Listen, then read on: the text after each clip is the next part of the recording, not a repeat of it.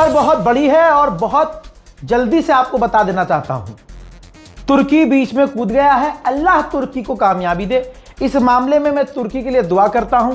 तुर्की के विदेश मंत्री, जी हां, बड़े मीडिया प्लेटफॉर्म को एक पता चला है और हमने ये खबर घसीट ली इधर फौरन हमारे सूत्रों को पता चल गया। तो मामला यह है कि तुर्की के विदेश मंत्री बहुत मेहनत कर रहे हैं, यहां तक कि जंग बंदी की बात शुरू हो चुकी है। तुर्की के विदेश मंत्री अमेरिका और ईरान के ऑफिशियल से बात कर रहे हैं। तुर्की के ही विदेश मंत्री यूरोपीय यूनियन और यूरोप के दूसरे देशों से बात कर रहे हैं और इस जंग को बंद करवाने के लिए कोशिश कर रहे हैं। बीच में इजिप्ट भी है, इजिप्ट भी बीच में है, ठीक है। तो ये बातचीत छोटी नहीं है, बड़े लेवल पर हो रही है, कई बड़े देश इसमें शामिल हैं।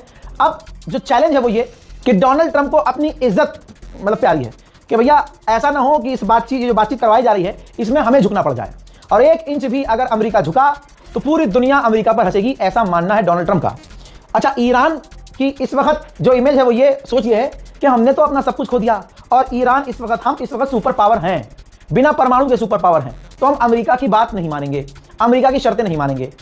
अमेरिका ने जो शर्तें रखी हैं, जो मैंने कल वीडियो में बताई थी, वो बिल्कुल ऐसी हैं जैसे पिछले कई साल से इजराइल हमास के सामने शर्त रख रहा था कि मेरी शर्त मान लो तो हम बमबारी बंद कर देंगे। यानी शर्तें ऐसी रख रहा था कि हमास ना माने और इजराइल को मौका मिले उस नरसंहार को बढ़ाने का। तो ट्रंप ने भी जो शर्तें रखी हैं वो ऐसी रखी हैं ईरान के सामने कि ईरान वो माने ना, और अगर ईरान मान ले तो लोग कहेंगे इतनी शहादत देने का फायदा क्या। ये चैलेंज है, लेकिन उम्मीद है कि अल्लाह जो है कोई हल निकाले, क्योंकि देखिए जंग से किसी का फायदा नहीं है। जंग का सबसे बड़ा नुकसान ये होता है कि जो देखने वाला होता है उसको जरा सा मजा आता है और थोड़ी देर बाद उस जंग की धूल गुबार उसके मुंह पे भी नजर आती है। गैस, तेल, ईंधन, पेट्रोल, महंगाई, सबके लाफड़ हमें ही पड़ रहे हैं।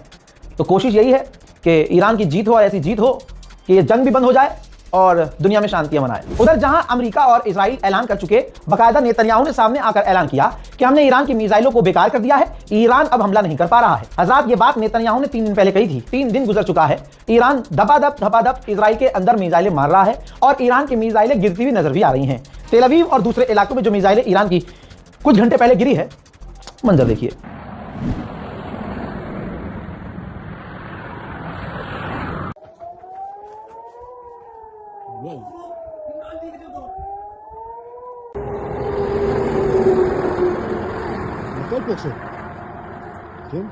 Yo, was it? Himmel! Wie viel? Schon!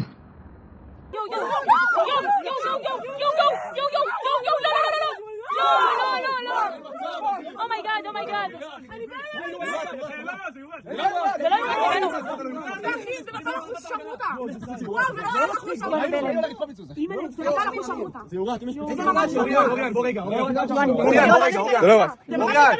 मोहतरम हजरात, ये आपने ईरान की मिसाइलों का असर देखा। अब इसके बाद जब ईरान की मिसाइलें गिर गईं, फट गईं और उसके बाद इजराइल में जो तबाही मची है, जिसे इजराइल छुपा रहा है, मुलाहिजा फरमाइए।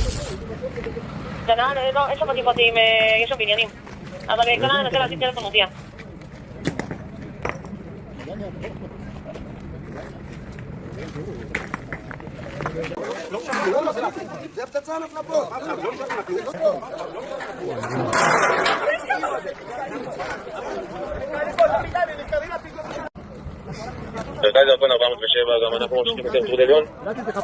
שלי, אתכם אני אבטל. 407 40. راس حرب هذا النزل.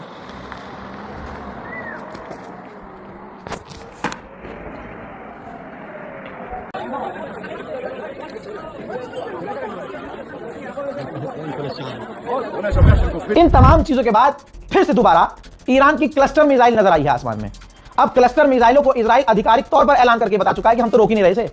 बहाना यह दिया कि हल्की मिसाइलें होती हैं, इसके वॉरहेड बहुत सारे होते हैं, नुकसान कम करती हैं। हालांकि नुकसान इसी मिसाइल ने कितना किया है वो आप जानते हैं। दिक्कत यह है कि क्लस्टर मिसाइल को इजराइल का कोई डिफेंस सिस्टम नहीं रोक पा रहा है।